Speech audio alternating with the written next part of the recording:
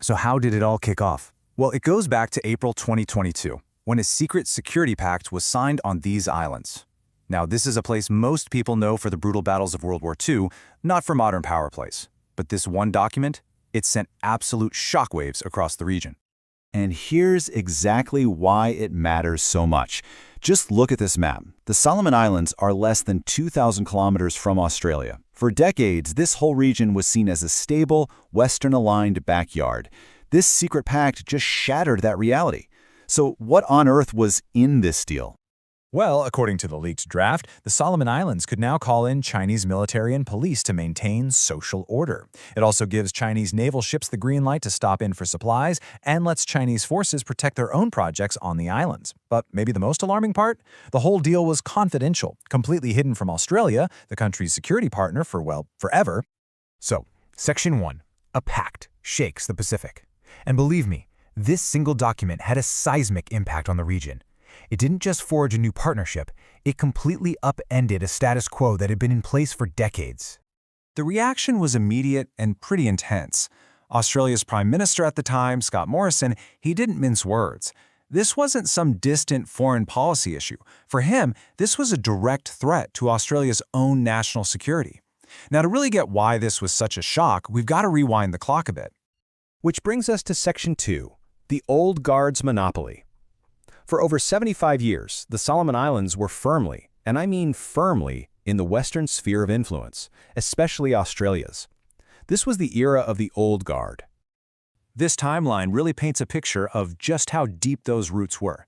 You know, it starts way back in 1942 with the Battle of Guadalcanal, which made the islands a key Allied asset. Then in '83, they recognized Taiwan, putting them squarely in the Western camp. And most importantly, in 2003, Australia leads this massive mission called Ramsey. Even after that mission ended in 2017, a new treaty made sure Australia was still the go-to security partner. And you have to understand, Ramsey was a huge deal.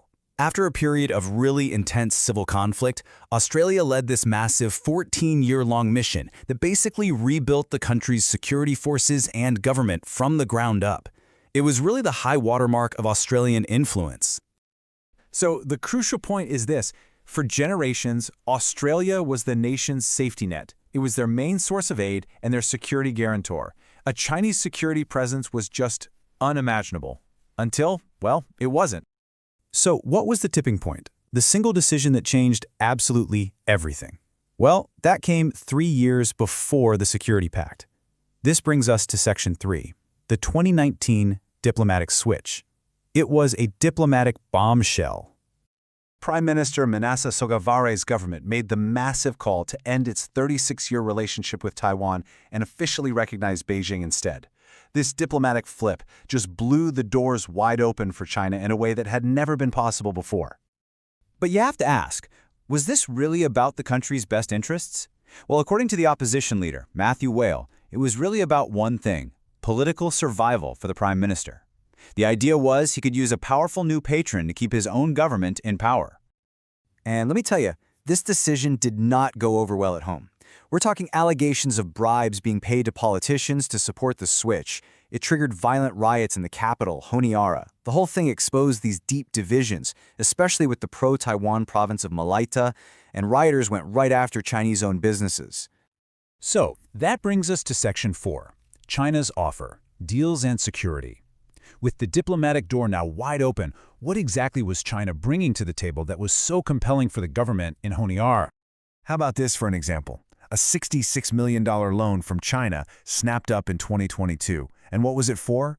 To have the telecom giant Huawei build 161 mobile phone towers all across the islands. This wasn't some small project. This was a massive infrastructure deal. But of course, these deals come with a pretty big price tag. That loan, and others like it, nearly doubled the country's national debt compared to its GDP. It jumped from around 15% all the way up to 30%. So that really highlights the economic trade-offs of this new partnership. And this slide right here breaks down the two completely different models being offered.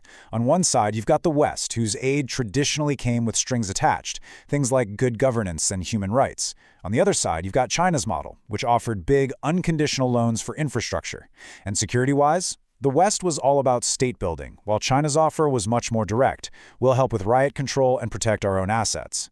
It basically opened up a new era of geopolitical shopping for smaller nations. Okay, on to our final section, a new Pacific reality. So what does this new dynamic actually mean for the future of the Pacific? Where are we headed? From a military point of view, the stakes here are just enormous. For China, having a presence in the Solomon Islands is a way to push its influence past what military strategists call the second island chain, and that could potentially threaten the critical shipping lanes that connect the US and Australia.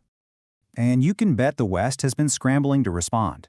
The U.S. reopened its embassy in Honiara after being gone for 30 years. Australia started a new Pacific defense school. High-level diplomats are flying in and out of there all the time now. And a whole new initiative was created just to coordinate Western aid and strategy. But here's the bottom line, the fundamental reality. The old order is over. That Western monopoly on security has been completely broken. The Solomon Islands are now a contested geopolitical space, a real flashpoint of competition. So where does this all go from here? Well, you can kind of see three potential futures taking shape. First, China could set up a permanent logistical or even a naval presence. Second, a new government in Honiara could decide to pivot back toward the West.